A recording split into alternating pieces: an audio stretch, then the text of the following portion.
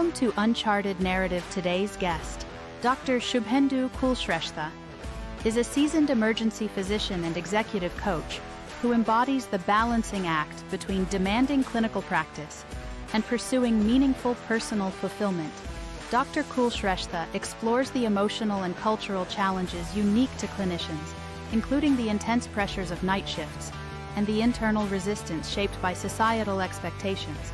He offers invaluable insights into how coaching can empower healthcare workers to navigate career transitions and find their true zone of impact. We also discuss the evolving importance of cultivating a digital identity in today's healthcare landscape, breaking down financial myths that often put off clinicians from pursuing diverse opportunities. This episode is a thoughtful guide for anyone in medicine with time management, emotional resilience, or the search for lasting impact. It reminds us that the journey of personal development is often more transformative than the destination itself. Join us for a conversation that will inspire reflection on your own path and ignite a renewed sense of purpose. Let's get started. Dr. Shop, Anas, how are you? how are you?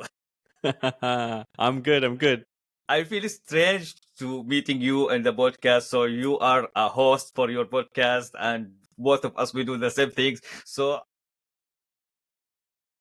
It's always good catching up. how is your day so far? Yeah, it's been lovely. I mean, the sun's finally come out, but I got in a nice meditation session. I got to work on my newsletter in advance, and so the things are going well, and I'm doing a couple of clinical shifts tomorrow and day after. So yeah, all I good. can see you have many hats and you have many avatars for you. So Yeah. tell me more quickly about who you are and what you are doing. So everyone will know you are a doctor, but you are doing more away from what you are doing in the medicine. So tell us Yeah. what you are doing. Absolutely. So I guess two simple ways to look at it. One is that I'm an emergency physician, so I work in the emergency department as a doctor. And then the other bit is me as an executive coach, where I help people bring their ideas to life, and through that, hopefully help them give control and freedom back in their career. So those are the two kind of hats that I wear mainly. Underneath all of that are lots of interests in leadership and quality improvement and entrepreneurship and all of those bits that we can kind of go into if you like as well. But yeah, coach and a doctor. And also you are very active in the LinkedIn, which is something is not commonly to see doctors.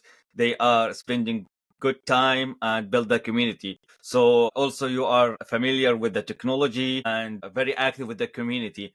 So how we will get more about all those things later on. But from where you bring those all time? Everyone is complaining we don't have time. I am exhausted. I came from night shift. I see you all the time connected. And whenever I connect with you, you respond immediately. However, we have different time zone. So tell me from where you bring this time. I think the superficial answer is that I work 50% clinically. So I work only 20 hours a week in the hospital. But I guess the deeper answer is really that I'm working within a space that really energizes me, that is the culmination of all of my world's experiences. And that sort of motivation just constantly keeps me going. And it's really hard to explain right now, Anas, but I've been doing this now for over 8 months. I've been showing up every day on LinkedIn. I've been showing up every day to people who reach out to me. And there is a degree of internal motivation and excitement that just keeps me going, that I'm not forcing myself to do. I kind of have to do the other way around, where I have to force myself to say, oh, let's step away and let's not do anything today for a moment. But it's because I've managed to find what I like to call that zone of impact for myself, where my experiences, my expertise, my passions all sort of come together. And I'm sure you've experienced the same thing as well. When that happens, it just kind of clicks. And once the ball starts rolling, it's hard to stop it, Anas. Absolutely. And everyone, maybe we have community on what we are doing, but for sure, everyone maybe have different starts. So take me back on the days when you think or when you decided medicine is not enough for me, I need to do more. So at that moment, can you share with me what happened with you? Yeah, I think it's hard to say if it was a specific moment, because I, to be honest, never thought I'd be a doctor until about 8 or 9 months before I got into medicine.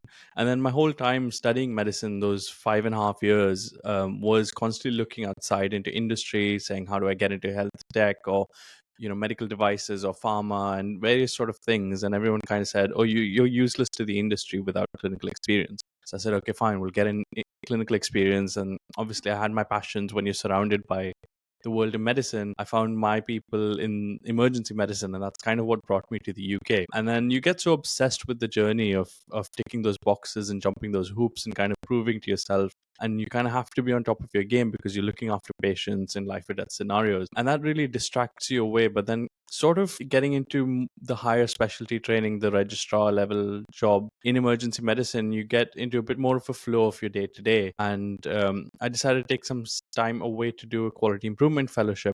And that was honestly the first time I felt like I had rested in about 6 or 7 years.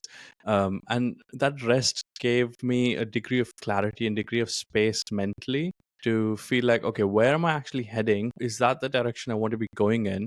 And if it's not, what do I do about it? And it was the moment I kind of took stock. I looked back at everything else and I said, okay, what are the moments that I enjoyed the most? Where's all the creative work gone? Where's all the excitement gone? And I think there was a sense of wanting to take that back. And I think I'd always wanted control over my career, a career that I built for myself. I'd always wanted to make a bigger impact. And somewhere along the way, I got stuck in the system, which I thought would be the best way to get there, only to realize that it wasn't. And, so many other options came up, and so many things that I tried left me very unfulfilled, like something was missing constantly. And it was the moment when I figured out that, okay, it was making an impact that I was after all along, not just for myself, but on a very large scale, that I started to kind of like climb outside and say, okay, what do I do if it's not medicine? Like, I'm just working on a one-on-one basis with medicine. It's not the most effective use of my time or even my altruism for that matter. How do I escape that? What else can I do that scales my impact, that reaches multiple people? And that's kind of the journey I took a couple of years ago, and ended up completely transforming things. I'm assuming, and correct me if I'm mistaken here, because I believe we share some of similarity from the culture point of view. However, we are not from the same race, from not the same culture. I believe you are from India, I'm from Arab. So most our culture, they appreciate doctors and family. They spend and saving all the days and the nights for their kids and their son to be a doctor. So Yes. I'm assuming right now you study and you were there and you straight A's to do that, and you moved to UK, which is very hard to be licensed and work there, and you pass all those challenges, and now you came for your community, your family, your friends. I say I don't want to stay a doctor. I want to make the medicine as a side hustle. So I'm imagining the resistance you had at that time. Is this right? Yeah, I think there's definitely that internal resistance. You want to please everybody, and you want to do it for their expectations as well as your expectations. And I think a part of me knowing that I'm still doing it on the side is both, I think, logically makes sense to me, because there's lots of benefits of being within the fraternity, being at the front line, knowing what changes are needed, what the experience of the patients is like. So I think that part logically speaks to me, but I think emotionally as well, I feel like, okay, I've not entirely left. I'm still kind of in there, and I'm doing more. So it's like an add-on. It's not like subtracting something and trying to replace it with another. It's medicine plus. So having medicine as my side hustle still gives me, when I go in on my shift, I'm not working half the time. I'm not half as qualified. I'm just as qualified, and I'm doing just as important a work when I'm there. It's just that I'm doing it less number of days in the week. And then the rest of the time I'm doing super really impactful work. And yes, I think stepping away from family has probably helped me do that. I think being in the UK is a very different environment. Yeah, So the you are far away expectations are from very them. different.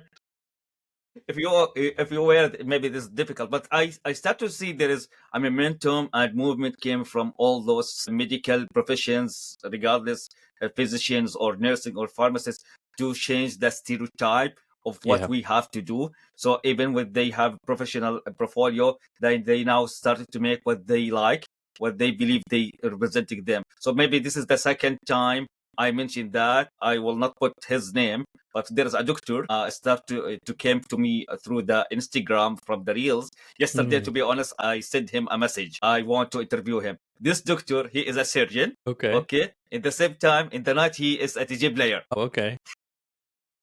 Wow. So you can start, and he is proud and keep posting for his concert, and every time he is with the head tunes and make all those reels. However, he is a surgeon. and very Yeah. successful surgeon. So this is where we started to see this change, and it's need a courage like what you did. So here I will quote something. I found it in your LinkedIn. You mentioned the pressure of long hours, endless night shift, and no space of the life you wanted. So how this challenges right now, okay, and make your impact for your future and how you see yourself. So all those challenges of night shift, Yeah. when I was on night shift, I just come back. I need to sleep. You Yeah. see this as a challenge for you and motivate you to do something what you like. So how this help you to be who you are right now? Yeah, I think in medicine you start your job in that career so early for often for doctors, nurses, and most healthcare professionals. It's often the first job we've done. Kind of straight after school, you get trained and you start working. You don't have to look for work. Your work just comes to you, and like the demand is high, and you get so used to just the way the system works. Like doing night shifts is just an expectation you have from yourself and everybody else has from you. And my dad used to work in air traffic control, so I grew up seeing him do night shifts and shift work as well. So it wasn't new for me. I think it was the moment when I actually first time started working less than full time, and I was splitting my time between quality improvement and my clinical work. And so I had X number of hours for quality improvement and I had X number of hours for my clinical work. They were both the same. However, I started to realize that actually my clinical hours were X plus the post night shifts, post late shifts, post recovery time, which just wasn't accounted for.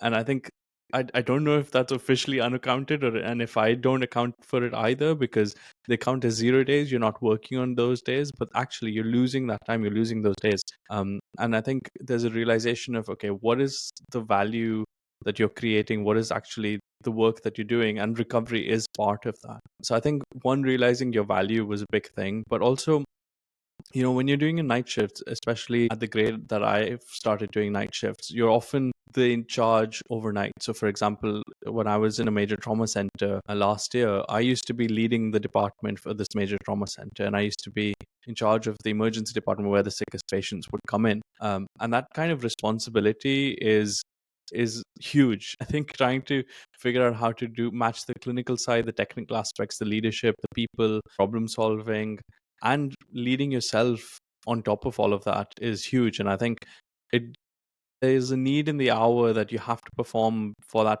patient in front of you, and you just kind of keep going. You keep going at that high level, but when you step out of medicine, all of those same set of skills, that discipline, that ability to lead yourself, that ability to understand yourself and others, translates into huge value very quickly as soon as you step outside of the world of medicine. Yeah, and here maybe if you allow me, I want to dig deep with tough discussion here. And there's myth about the medicine and doctors and how they love. First of all, before we get more deep, let's take it step by step. I will be very Sure.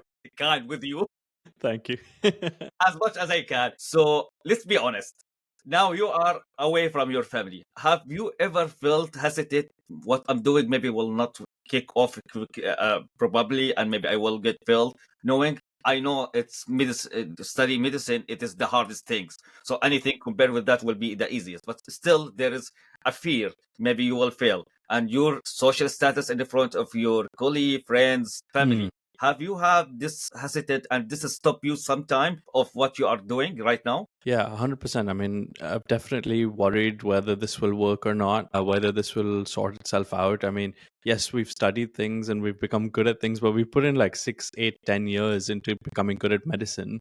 And now when you're doing something outside of medicine, you're expecting to do it in a matter of months. And these are skills that you've never thought about before. Like, I've never thought about money. I've never thought about sales. I've never thought about marketing. And you need all of that to kind of do your own entrepreneurial venture. And expecting yourself to master that in a matter of weeks when people do that for years and decades is a bit of a foolish move that I definitely have made in the past. And I think I don't know if this is an emergency medicine thing or just a mindset thing, but judging yourself that you have is a losing game on every time. I mean, sometimes you see the sickest of patients and you try and do the best for them, and the outcome isn't survival, right? And at that point, you have a debrief with yourself, with your team, and you never say, oh, we failed because the patient died. You say, well done, everybody. We tried really hard. We did all that we could. And for me, that's what I see as success. So I'm doing this journey. I'm taking this journey on because I think it's worth taking. It's something that energizes me. It's the journey that I want to take. And I'm judging myself by the work that I put in and how I can improve on that rather than just the outcome. So definitely it's been worrisome, but I often will go back to data and say like, okay, how much money do I actually need every month to keep the house going? How much rent do I have to pay? And how many shifts do I have to do to cover that money? Was how I started off saying like, okay, even if I don't get any clients this month, at least my bills will be covered and I don't have to worry. And that keeps me away from the scarcity mindset, keeps me in abundance, keeps me not desperate for needing this business to run. And what that does, it gives me the time to kind of iterate and experiment and see how things improve and where I can learn and how I can keep growing. Now I don't know how to bring it in very nice way, but I will put it in this way. Assumption, if you are a good doctor, okay, so you will not leave the medicine, because doctor, another myth also, they create a lot of money, so they don't need to step out of the medicine. So there's two assumption: you make a lot of money. Kidding. And also, if you are good enough as a doctor, you will not step out, because you are sorry for that. You are not good doctor. You are leaving. So what you will, how you will. First of all, let's start with the money. They see you have make a lot of money, and they don't know how much you are in debt.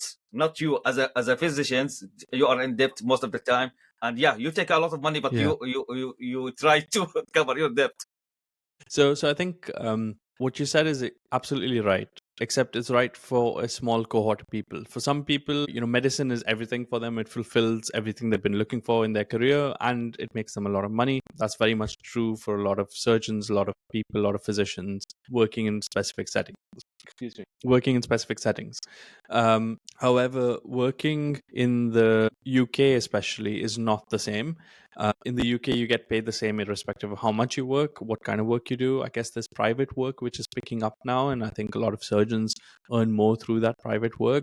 I mean, you can never have private emergency care, really, not anytime in the foreseeable future for the NHS. So no, it's not a lot of money. I'm fortunate enough not to be somebody with debt. So my parents thankfully paid for my education and wasn't as expensive in India. So I don't have a lot of debt to pay off, which I'm fortunate for. But there's a huge cohort of clinicians that are really good at what they do, kind of earn enough in fact, they probably earn well enough to take care of their family. And that's one of the biggest factors that stops them from doing something beyond medicine, because they worry how they're going to keep up that degree of income, because now they've sent their kids to private schools, and they've got a specific lifestyle. They've got a certain number of days off. They've got family they look after.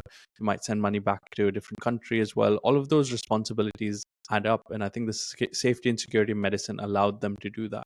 But they're often also very unfulfilled. They feel like they can do more. There's more to their potential that's missing. And I think I wrote about this one time. I said, there's never been a better time to be on the front line of healthcare than now. And I said that because it's so broken all over the world, irrespective of how much money you make. There's more and more people who feel malaligned with the values of the system that they're working in. They don't agree with the way healthcare is being delivered. They don't feel like they're actually fulfilling their truest potential in that role. And they know that there's more that they're capable of. And I think there's a growing cohort of all of those people. And it's about, what do they do? How do they actually realize the full extent of the impact that they're here to make?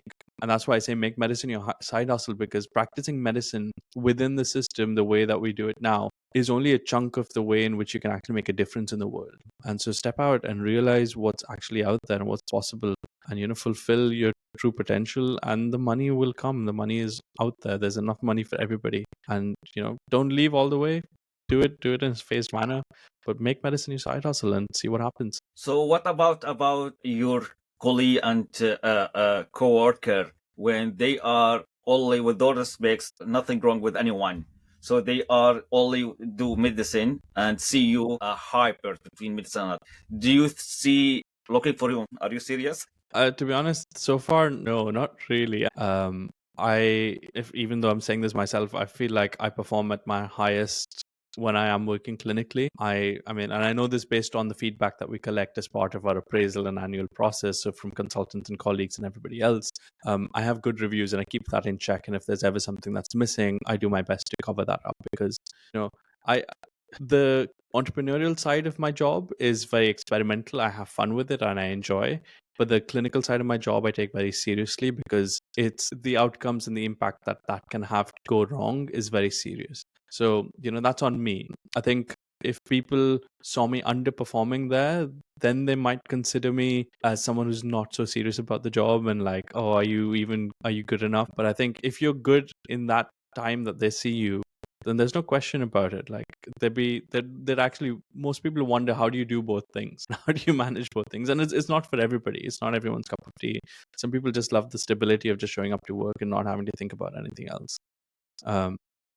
I would like now to move forward for your approach and how you do coaching. But before that, one questions, it's more about LinkedIn and your digital identity. Because even if you are physicians and you are not doing anything side hustle or you don't have any business, as a doctor, do you believe this is something become a required for every doctor to build his or her identity and communicate this along or platforms? And this is will added value for their patient, or this is something is add on is good to have? Yeah, no, I think so. So the way I look at it, Anas, is if we kind of go back in history, there was probably a time when, we didn't have mass media, we didn't have large communication.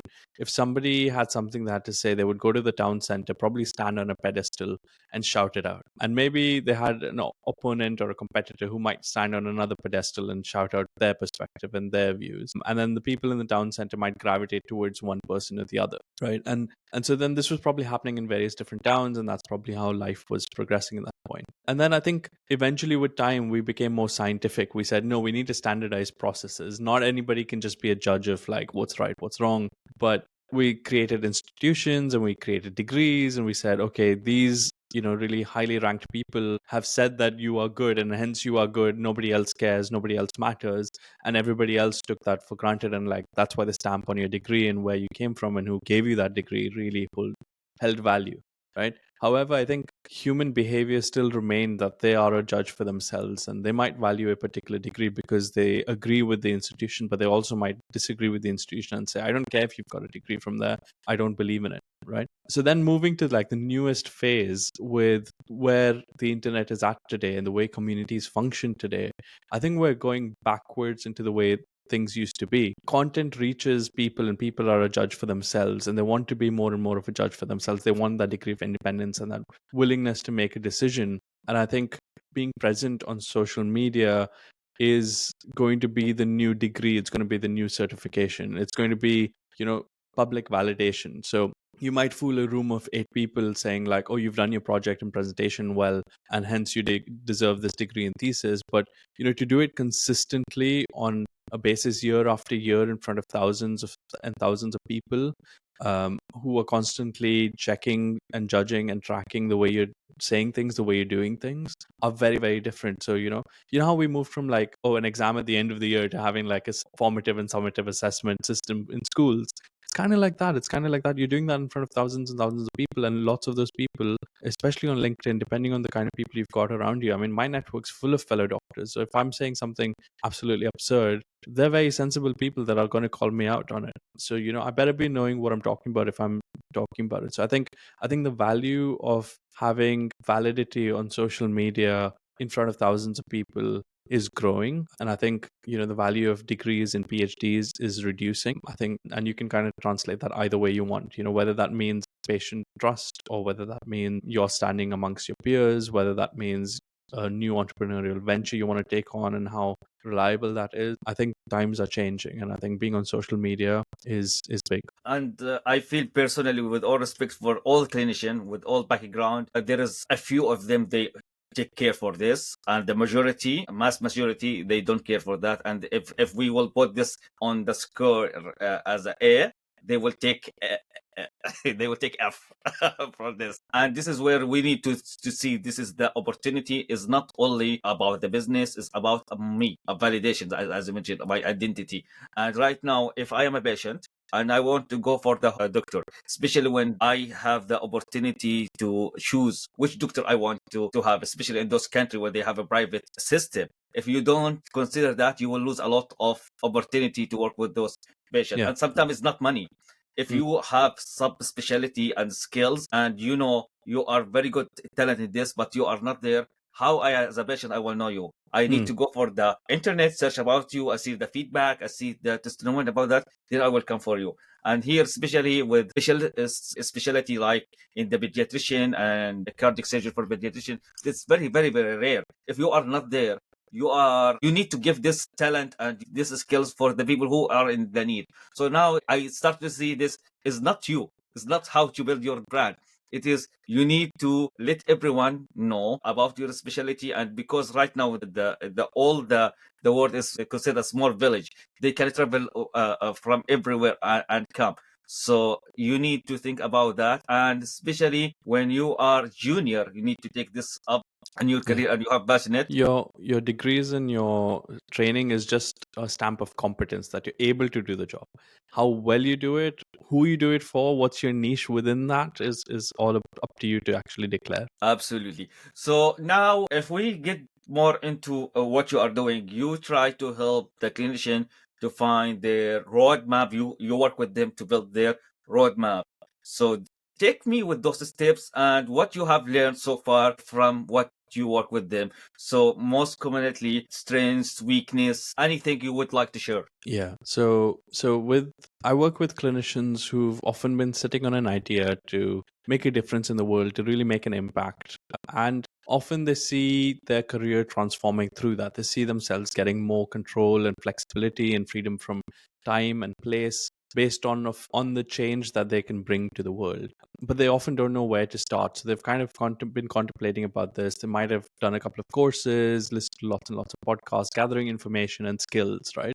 But it's about transforming that into action for them. So I take them from that initial stage of saying, I've got an idea, I'm really passionate about something, to converting it into action and making some moves on that. What essentially I focus on is what I call their zone of impact, right?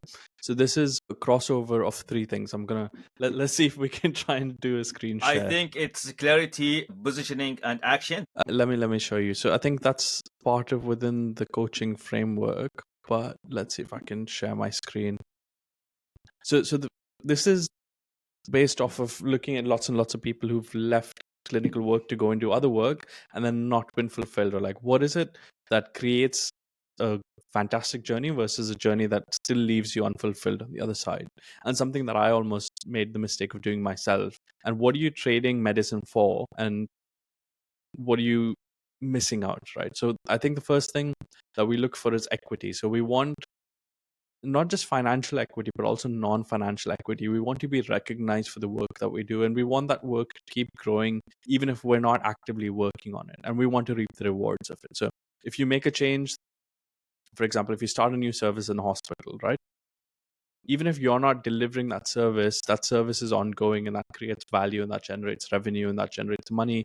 And you need to have an equity in that, be it ownership, be it a thank you, you did this, a recognition that you are capable of creating a new service like that then opens more opportunities for you, is something that you want to have. So equity is one of them. The next one is you want to have influence, the actual ability to make a difference about something that matters to you. And this can come to you through a couple of different ways. So you can get influenced by your role or your position, and that's often something that we go for as well. So as a clinician or even nurses, you might want to go up in the ranks so you have greater position, and that gives you a degree of authority and influence. But then there's also influence in the ways that you communicate, how strongly you play with your strengths, and who you are as a person and as a leader, that you can use to influence even outside of those defined role settings. And I think when it comes to social media, it's very strongly played into that. Now, you could have equity and influence in a new role, but it could be something that you absolutely don't care about. And if you don't care about it, you're going to be just as unfulfilled on the other side. And that's why I think the third bit is super important, and this is purpose. So you need to line it up with who you are, why you do the things that you do, and how do you in particular do them, right? So essentially, if you've got equity and influence, you're still unfulfilled. If you've got only equity and purpose but no influence, then you're basically a hidden asset. So you're making a difference, the work is ongoing, it's aligned with your purpose, but it doesn't really grow because you're not making a bigger change entirely recognized for it. And if you have only influence and purpose but no equity, the work stops when you stop. So you make a difference and it's in line with what you want to do. It's kind of like being a missionary, because you don't, when there's nothing that continues, nothing that comes to you, there's nothing credited to you when you're not doing the work, when you're not physically present. And really, the zone of impact is where all three of them align. And I can see you probably looking back at your experiences as well, Anas. I want to hear what's coming up for you, because like there may be some roles that you've done where you've missed one of these pieces and then found it again. And how is that for you? Yeah, it's feel first of all, it's resonated a lot with me, and I'm sure with everyone. And it's key for us to have infinity loop until you get for the red zone, the triangle where I found all those equity, influence, and purpose in on one place. It takes time, it takes years, and to be honest, I didn't have that by myself.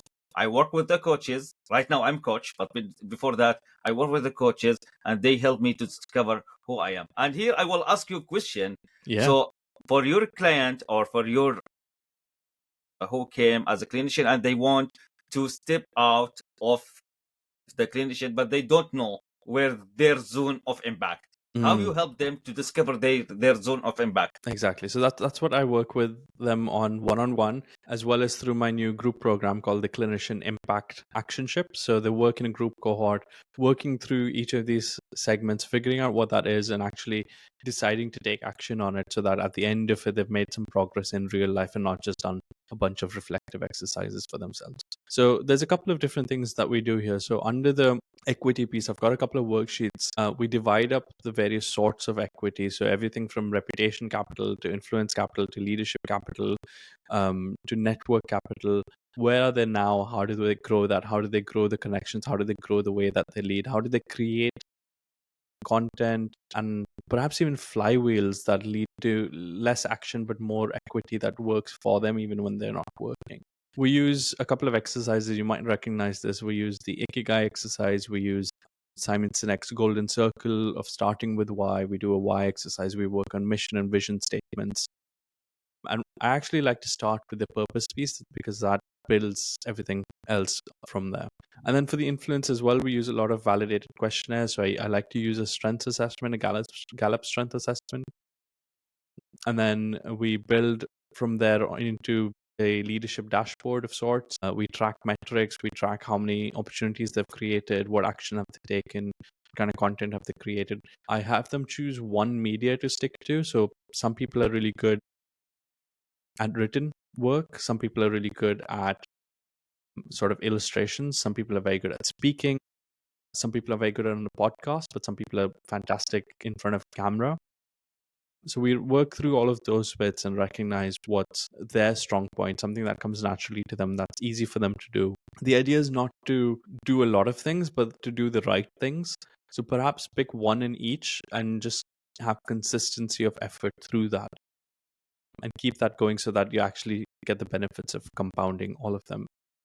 And so you start off with identifying each of these and then starting to build on each of them and take action along each of the realms. And then there's a couple of different stages that you kind of keep going up. So, if you imagine a clinician starting off just trying to survive and just trying to like work their way through the clinical work, and then they start hunting for opportunities, they go into that exploring phase of like, what else is out there?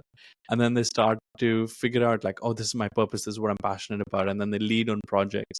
They move into that leading phase, and perhaps they start to build a bit of influence and they start to have a bit of equity. And then that's when they're in that positioning phase. So that's where real opportunities start opening up for them in that positioning phase, when they're adequately in the right sort of flow of opportunities that kind of can keep coming their way. And there's a couple of levels above that, ultimately reaching a transforming stage where they're really making a difference in the world and really making an impact and owning it and reaping its benefits. So that's in a nutshell, like a brief overview of how we. It is very helpful, and this is answer the question which I will ask you. So there is a misconception that if I want to go for the coach, it's like a therapy.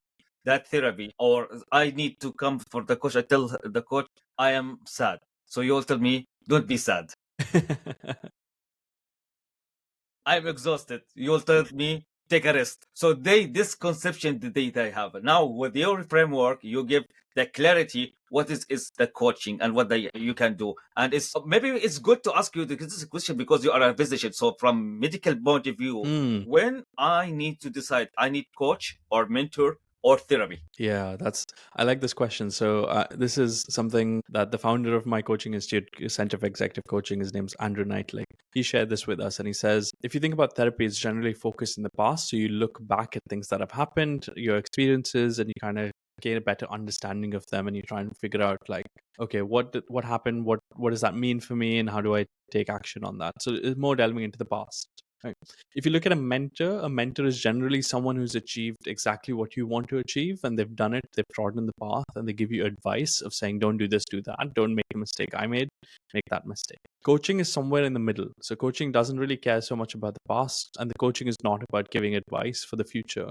Coaching, at least in the pure ICF form, ICF is the International Coaching Federation, is all about the present really, and it's all about realizing and recognizing that nobody knows the coachee's situation better than the coachee themselves does, and that they've got the ability to make those decisions for themselves. I mean, when I'm working with these people, these are, surgeons, people who've like had really, really profound careers and been really intelligent with the decisions they've made all along.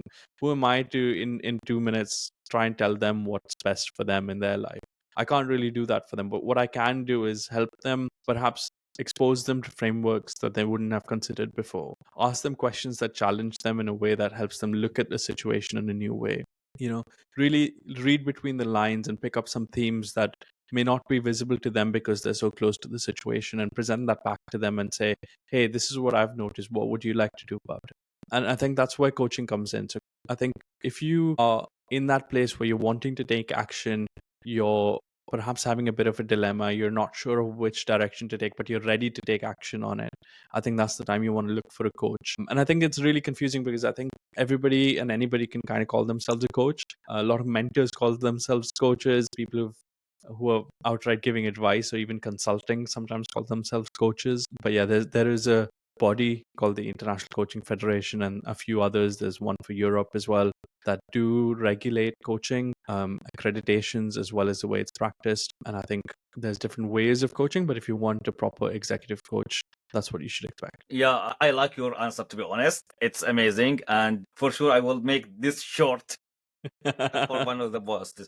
So from your experience, what is make most of the people when they feel skeptical and hesitant to go for the coach? Not because any coach, they feel no, I can do it by myself, I can go for YouTube, DIY, and I or now a ChatGPT can tell me. So with all respect, all things maybe work with different one, but from your perspective, what do you think I believe we discussed this offline sometime. Yeah, but what they make them skeptical and hesitant to move forward, and when they move forward? Yeah, good question. I think, and I think since we've had a chat about this as well, I've been thinking about it a lot because especially working with medics is super challenging. Medics like to do everything themselves. They're very good at very quickly gathering the right information and analyzing it as well. So I think in my mind, it's kind of like on a day-to-day basis, they see such complex situations and life-threatening situations that really need action to be taken, and they manage to find the right people to speak to, the right resources to learn, to convert that information into like, okay, what's the decision for this patient that I need to take? So that's something that they kind of do on a day-to-day basis. And when it comes to anything beyond clinical work, be it even clinical leadership for that matter, you don't even have to leave the hospital, but even in that realm, they feel like once they've got the right information, they can process it into taking action. I think that's just a degree of confidence that they come with, and it's very well found. I think the realization I've had is that people take action when there's pain. Like, patients come to a hospital when they're in pain, when it's affecting the health, when it's affecting their ability to work, when it's affecting their relationships. That's when they show up. And then that's when they go, I need help. I need you to fix me because I can't fix this myself. And I think that rarely happens for doctors. I think, especially if you're employed in a job, then you don't really have much pain if you don't achieve what you're trying to achieve, right? So there's always more time that you can put in trying to figure this out. Often what ends up happening is they spend a year, 2 years, 3 years, 4 years, and they've done a couple of different courses, and they've had to admit to themselves that okay, maybe there's something missing here. There's a different way to do this, and I don't have to like burn myself to the ground. I mean, they maybe see other people being super successful in a very short period of time. They see young people, running $1 million businesses online, and they see people making a big impact. And I think a lot of people that I speak to and the ones that resonate with me tell me that, I'm not really after money. I don't want to make millions. But when I'm dead and I'm buried in the grave, I want to know that I've done everything that I could do to make a difference in this world. And And I here, think, when you share your framework, you started by telling us you started with your client with a purpose. So the most important things to know your purpose and your value. So yeah, it's not necessarily you came for the coach or you came for anyone because you want more money. Maybe you can make good money, but you don't find your fulfillment at what you wanted. yeah, yeah, absolutely. And I think a lot of people listen to my talks like this. A lot of people will be listening to this podcast and saying, those are the 3 things I need. I'm going to go learn about them. I'm going to do the assessments. I'm going to do the exercise, and I'm going to figure it out myself. And that works for a lot of people. It does work. But I think sometimes we get stuck in our own blind spots and the way we see our own world in a biased view that we don't even recognize. And I certainly had that fault for myself. And that's where a coach really comes in and helps you, see what you aren't seeing so far, and just makes your life easier. So yeah, I think Yeah, I will pain. share one of my experiences happened with me yesterday, and this is not normal life for me. It is how I live. So for each topics, I have mentor. They help me, Okay. and I started to have this mindset recently. I wish I know about this when I just graduated, so I thought I will do a lot of the things in that time. So what happened? I'm working on the project, and that project I keep focusing on that project and keep changes for that. So what I did, I requested from my mentor just to help me to revise this slide and give me the feedback. When she gave me the feedback, she gave me something. I know it is basic. It's ABC. How I make this mistake, I don't know. I told her, she told me it's normal, and you know that when you like something, you are focused on one area and you left all the bigger area. For someone outside, it's easier to see the full picture and help you to see the full picture. So sometimes you know how to make it, but you cannot see the full picture. You need someone to reset your dimension to see the full picture. Then after that, you will do it by your own. Yeah, exactly. One of the things I would like, most things you see as common between your client where they have a struggle. They know they need to start to work, but what is the most common things they are struggling with it as they are clinician and they are working in the hospital, and how they are overcome those things? Yes, I think time becomes one of the biggest things, and by time I also mean mental space. I guess if you can look at that as time, because the work, as you well know, like clinical work is not just physical work. It's not just like being present. It's about the emotional toll it takes on you as well. And oftentimes our work means that the amount of responsibility we take, we kind of think about it for a day or two afterwards. We constantly like debrief, we tell our partners those stories, and we're constantly thinking about those things, and the emotional space that takes up to be able to switch off from that and to go into a bit more of a creative space when you're like exploring something new and building takes a bit of a mindset shift and takes time more than anything. So I think that's one of the biggest challenges that they face. And at the back of that, they're putting in action, they're putting in effort, they're creating content, they're trying to get the message out there, trying to stand for something, but there's lack of traction. And so the lack of traction along with the lack of time really starts to compound and makes a lot of clinicians unfortunately give up on their big ideas. They might have some really fantastic ideas even within the healthcare system. Just leading change in itself is super challenging because you're working with other people who are equally low on bandwidth to take on new concepts and new ideas. So often they'll do one or two things, not get traction, or they might get opposition from one or two people, and then it just feels like it's not worth it anymore. And so to really try and convert that into something meaningful means a lot for them personally. And I think that challenge is really having your own mind space and headspace, but also working with other people in that space who are struggling. So only if you've got your strategy dialed in, only if you've got your communication dialed in, and you've got a way of moving forward, can you have that sort of patience for yourself and patience for that change to come to life. Great. So if you want, you have the mic. If you want to give us one only advice and you have the mic, what you will tell us? If I'm speaking to people who've really been wanting to bring their idea to life, I would say to them, just do it. Don't be afraid. Just do it. It's going to take longer than you think, and it's going to be totally worth it. Just do it. Yeah. Don't worry about failing or succeeding. Enjoy the journey. Last question, I want to close this with you. Now, I can understand you are doing more into entrepreneurial spirit, work with your client to help them to bring their idea to the life. And I can understand that totally. Why now you are also doing a podcast and live? So how this resonate together and feed each other? Yeah, so I've got a podcast called Medic Side Hustles. And to be honest, I really didn't want to do this podcast, but I just ended up having to do it because it made sense for me, it made sense for the guests, and made sense for my audience. Like, it's an opportunity for clinicians, people like yourself, to come on and talk about how they've, gone beyond the clinical realm and made an impact. And that's really my message. My big core belief is that medicine is only a part of the way in which you make an impact, and there's more. So, I have to be the opportunity to showcase other people doing that is just an opportunity I can't miss. Obviously, it helps me reach more people. It helps me get out there, it helps them get to know me. And so I think that's where it all kind of comes into play, where, I'm posting on LinkedIn. I have a newsletter called the Impactful Clinician Newsletter, my podcast called the Medic Side Hustles podcast. These are all ways in which people can reach me. The podcast then goes on to Spotify and YouTube, and trying to get more content out there, getting people inspired, giving them some frameworks to start to take action for themselves. And if they want more, there's opportunities to get involved with me or other people through the opportunities I share in my podcast and my newsletter as well. You are doing a great job. I will share all your details and contact and channel you have. You will see, hopefully, your impact for those people. And whenever you need, this is my message for everyone, whenever you need any things to do right now, it's good for you. If the money can't solve that, do that by your money, because